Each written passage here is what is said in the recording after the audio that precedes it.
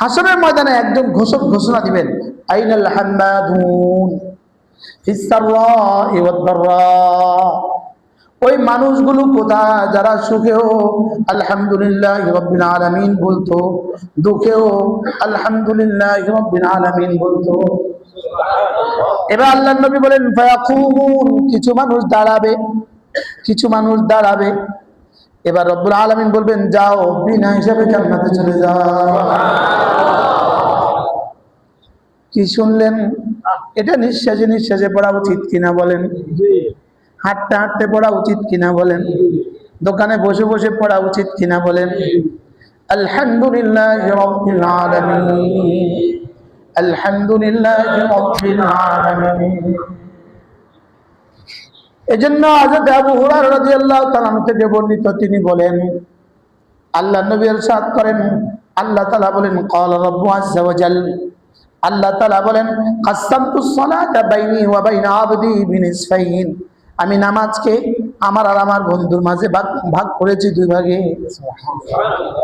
নামাজ কিছু আমার, কিছু বন্ধুর। সুবহানাল্লাহ। আমি নামাজকে ভাগ করেছি দুই ভাগে।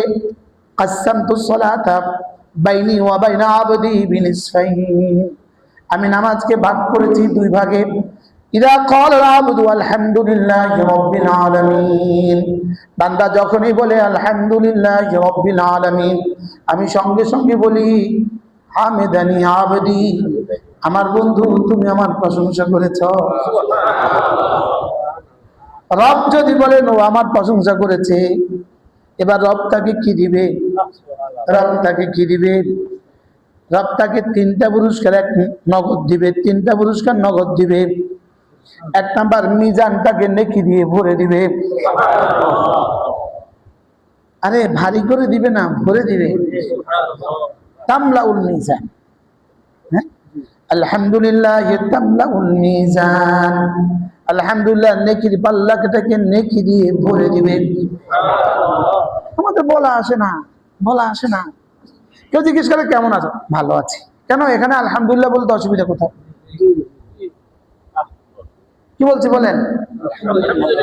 খানা খেয়েছেন তো বলতে অসুবিধা কোথায়? আলহামদুলিল্লাহ।